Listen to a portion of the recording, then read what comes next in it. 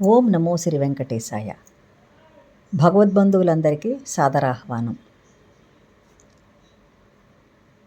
వీడియోలోకి వెళ్ళబోయే ముందు ఒక చిన్న విన్నపం. కొన్ని సంవత్సరాల నుండి ప్రయత్నం చేసిన నాకు ఈ స్పిరిచువల్ ఛానల్ చేసే అవకాశం రాలేదు. చేద్దామనే ఆశ ఉంది. అనంతంగా నేను స్టడీ చేసి చదివినటువంటి ఎన్నో పుస్తకాలు, పురాణాలు, సంహితలు, వేదాలు ఒకటేమిటి నేను చెప్పలేని లెక్కకి మిక్కిలి, ఇతిహాసాలు, భాగవతాలు అన్నీ చదివినప్పటికీ కూడా చదివిన విషయాన్ని బయటికి చెప్పాలి, లేదా చిన్న చిన్న విషయాలుగా చిన్న చిన్న సమస్యలకు పరిష్కారాలుగానైనా చెప్పి సంతృప్తి పొందుదాం అనుకున్నా కూడా నాకు అవకాశం దొరకలేదు. ఈనాటికి అవకాశం దొరికింది, కానీ బాగా టెక్నాలజీ ఉపయోగించినటువంటి వీడియోలు అవి నేను పెట్టలేను. సాధారణంగా ఉన్నటువంటి వీడియోలు అలాగా పెట్టేస్తాను. కానీ ఈ వీడియోలు వల్ల ఈ ఛానల్ ముందుకు వెళ్ళాలంటే పరమాత్మ కృపతో పాటు మీ సహకారం, సహాయం కూడా నాకు కావాలి. మీరందరూ పెద్ద మనసు చేసుకొని కొంచెం సబ్స్క్రైబ్ చేసుకోండి. వీడియోలను లైక్ కూడా చేస్తే అవి మరొకరికి చేరుకుంటాయి అంటారు కదా. తర్వాత ఎవరికైనా షేర్ చేయండి. ఈ సహాయం మీరు చేయగలిగితే, ఈ సహకారాన్ని మీరు నాకు అందించగలిగితే ఈ ఛానల్ నేను ముందుకు నడిపించగలను. మీకు చాలా మంచి విషయాలు, మంచి మంచి వీడియోలు పెట్టగలుగుతాను. ఇది నా విన్నపం. ఈరోజు వీడియోలో ఒక ముఖ్యమైనటువంటి విషయం, భగవంతుని కృపకు పాత్రమయ్యేటటువంటిదే విషయం. మనందరి పక్కనే ఉన్న, మనకి తెలుసుకోలేని విషయం గురించి ప్రస్తావన చేసుకుందాం. మనందరి జీవితాల్లో అనేకమైనటువంటి సమస్యలు వస్తూ ఉంటాయి. మానవ జీవితమే సమస్యలకు పుట్టినిల్లు లాంటిది. అందరికీ సమస్యలు ఉంటాయి. మనం ఎదుటి వాళ్ళని చూసుకుంటే వాళ్ళకి ఏ సమస్యలు లేవు, మనకే సమస్యలు ఉన్నాయేమో అని మనకు అనిపిస్తుంది. కానీ ఎవరి సమస్యలు వాళ్ళకు ఉంటాయి. కొందరు సమస్యలను అధిగమించుకుంటూ ముందుకు వెళ్ళగలుగుతారు. కొందరు సమస్యలకు భయపడి, బాధపడి వెనకడుగు వేస్తూనే ఉంటారు. ఇదొక్కటే తేడా ఉంటుంది. అయితే ఈ సమస్యలను అధిగమించడానికి కలియుగంలో పరమాత్మని సహాయం కావాలి మనకి. పరమాత్మ మీద అమితమైన భక్తి మనకు ఉంటుంది. పరమాత్మని ఏది అడగకూడదు, కేవలం భక్తితోనే మనం ఉందాము. మనం భక్తిని చూపిస్తాం కదా అని పరమాత్మ నుండి ఏదో ఆశించాలా అని అనుకుంటాం మనం. కానీ కలియుగాన్ని దాటాలంటే పరమాత్మ నామాన్ని స్వీకరించడంతో పాటు పరమాత్మను అడగాలి కూడా మనం. పరమాత్మను అడగాలంటే మనం కొన్ని చేయగలగాలి. మనకు చేతనైనవే, మనకు సులభమైనవే. అందులో ముఖ్యమైనవి ఉన్నాయి మనకి. ఏమిటంటే ప్రకృతిలోనే ఉన్నాయి, నిత్యం మనం చూసినదే. ప్రత్యక్ష దైవాలు సూర్యుడు, చంద్రుడు. నవగ్రహములలో కూడా ఈ సూర్యచంద్రులు ఉంటారు. వీళ్ళు ప్రత్యక్ష దైవాలు మనకి. ఉదయం నుండి సాయంకాలం వరకు సూర్యనారాయణమూర్తి అయితే, రాత్రి చంద్రుడు. రాత్రించరుడు అంటారు చంద్రుడికి, రాత్రి ఉంటాడు. నిశాచరుడు అని కూడా అంటారు, నిశి అంటే రాత్రి కాబట్టి. ఉదయాన్నే సూర్యోదయంతో మనకు ఉదయం ప్రారంభం అవుతుంది. సూర్యోదయానికి ముందే మనం నిద్రలేచి పూజాధికారులు కూడా ముగించుకుంటాం. కొంతమంది కొంచెం ఆలస్యంగా చేసుకుంటాం. అరుణోదయ సమయంలో సూర్యనారాయణమూర్తిని దర్శించి అప్పటికే స్నానం చేసేసి ఉంటే సూర్యనారాయణమూర్తికి నమస్కారం చేసుకోవడం అనేది ఒక గొప్ప భక్తి విధానాలలో ఒక విధానం. ప్రాతకాలాన్నే ఆ విధంగా చేయడం వలన సూర్యనారాయణమూర్తి కృపకు పాత్రులం అవుతాం. దానివల్ల మొట్టమొదట ఆరోగ్యం లభిస్తుంది. తరువాత దైనందిన జీవితంలో మనకి ముందుకు వెళ్ళడానికి ఏవైనా అడ్డులు, ఆటంకాలు వస్తే అవి కూడా తొలగిపోతాయి. ముఖ్యంగా ఉద్యోగాల ప్రయత్నాలు చేసేవాళ్ళు ఉంటారు.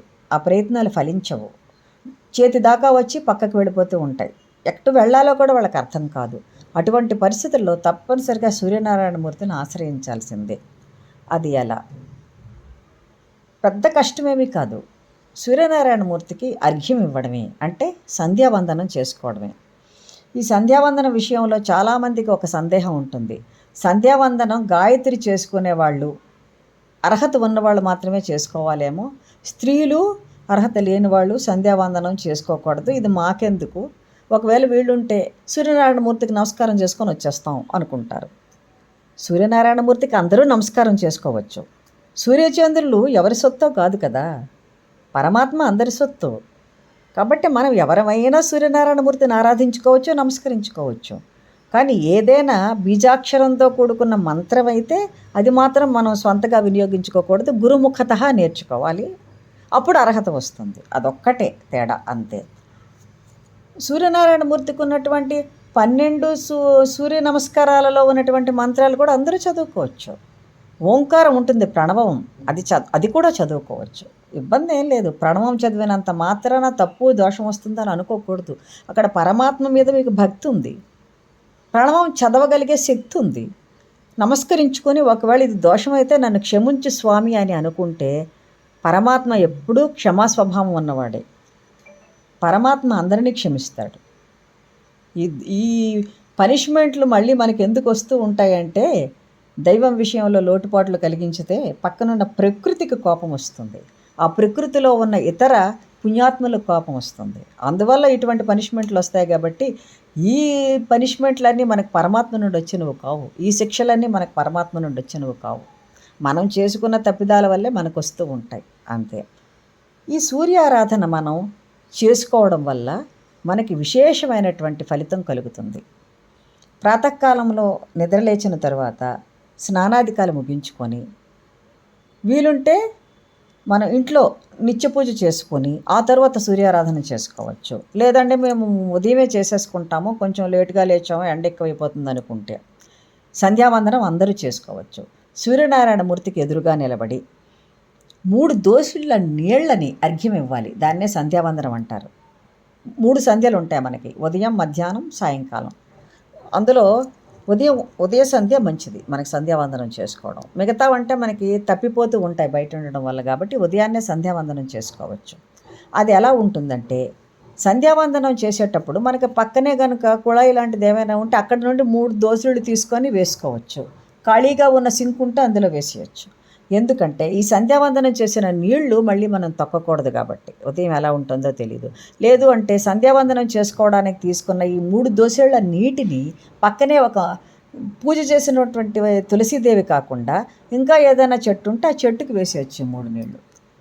లేదు అంటే ఏం చేయాలంటే, అక్కడ నీటి సౌకర్యం మనకి లేదంటే ఒక బేసన్తో కానీ ఒక గిన్నెతో కానీ నీళ్లను, శుభ్రమైనటువంటి శుద్ధ జలాలను మాత్రమే తీసుకుని వెళ్ళి పక్కన పెట్టుకొని 3 దోసెళ్లతో నీళ్ళని తీసుకొని, తొక్కడానికి ఏమాత్రం ఆస్కారం లేని స్థలాలు ఉంటే అక్కడైనా వేయచ్చు. అటు నుండి నీళ్లు వెళ్ళిపోతే పర్వాలేదు, ప్రవహించి వెళ్ళిపోతే పర్వాలేదు. లేదంటే మొక్కకి మాత్రమే వెయ్యాలి. సాధారణంగా నదులలో సంధ్యావందనం చేసుకుంటే అక్కడే తీసుకుని అక్కడే వేసిస్తాం, కానీ ఇళ్లల్లో అయితే ఈ ఇబ్బందులు ఉంటాయి. కాబట్టి అలా సంధ్యావందనం చేసుకోవాలి.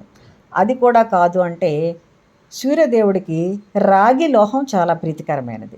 రాగి చెంబు తీసుకొని సూర్యనారాయణమూర్తికి మనసారా నమస్కరించుకొని ఆ రాగి చెంబుతో నీళ్ళను అలా అలా అలా అలా సూర్యమంత్రం ఏదైనా చదువుకుంటూ, సూర్యనామాన్ని ఏదైనా చదువుకుంటూ వేసేయాలి.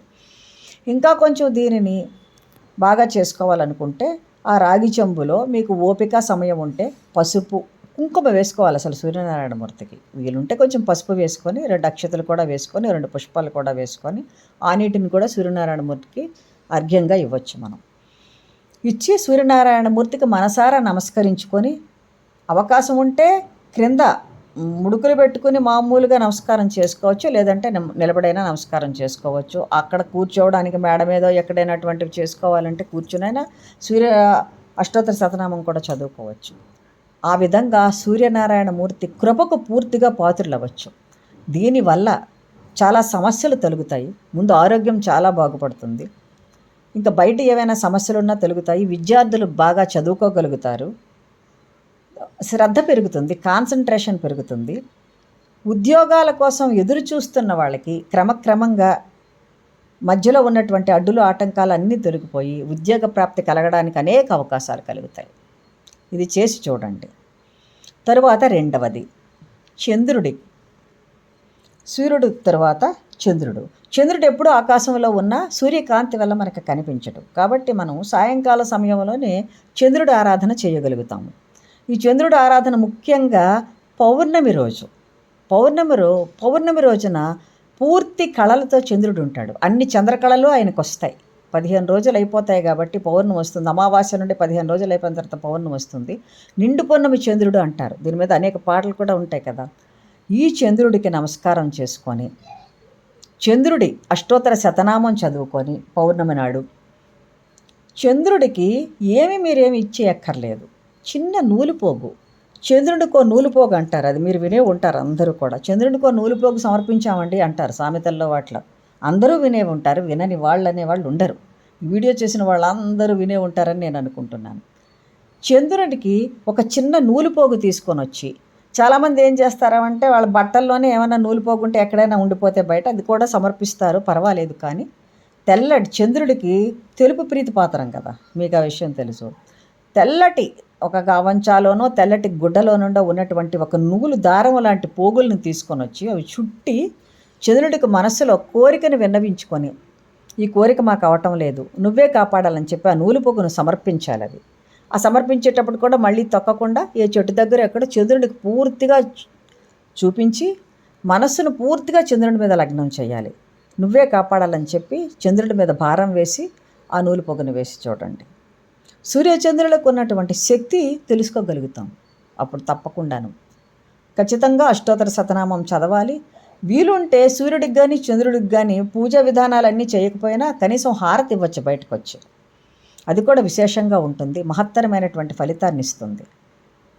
ఈ చంద్రుడికి తెలుపు రంగు చాలా ఇష్టం కాబట్టి మనఃకారకుడు చంద్రుడు, ఆత్మకారకుడు సూర్యుడైతే మనఃకారకుడు చంద్రుడు.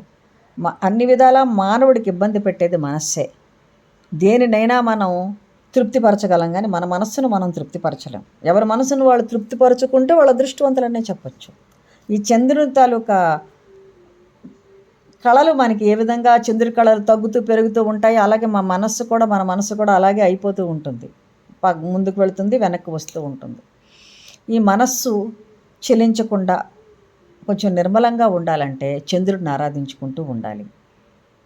ఇంకా మనసు కుదుట పడాలంటే కొన్ని బియ్యం కానీ, పెరుగు కానీ, పాలు కానీ ఇటువంటివి ఎవరికైనా దానం ఇవ్వడం, ఇవన్నీ చేసుకుంటూ పరమాన్నం వండి ఎవరికైనా పేదవాళ్ళకి ఇవ్వడం, ఇవన్నీ చేసుకొని చంద్రదేవుడిని నమస్కారం చేసుకుంటూ ఉండాలి. ఈ విధంగా సూర్యుడిని చంద్రుడిని ఆరాధించుకొని చూడండి. చాలా సింపుల్, చాలా వరకు కష్టాలు తగ్గుతాయి. ఒక్క నెల రోజులు ఈ చిన్న చిన్న రెమెడీస్ చేస్తూ సూర్యచంద్రులని నమస్కారం చేసుకోవడం చాలా ఇంపార్టెంట్. మీకే తేడా తెలుస్తుంది. కాబట్టి మీరందరూ ఈ విధంగా చేస్తారనుకుంటున్నాను. చేసి మంచి సత్ఫలితాలను పొందండి. మరొక మంచి వీడియోతో మళ్ళీ కలుసుకుంటాను. సర్వం శ్రీ వెంకటేశ్వర చరణార్పణమస్తు. స్వస్తి.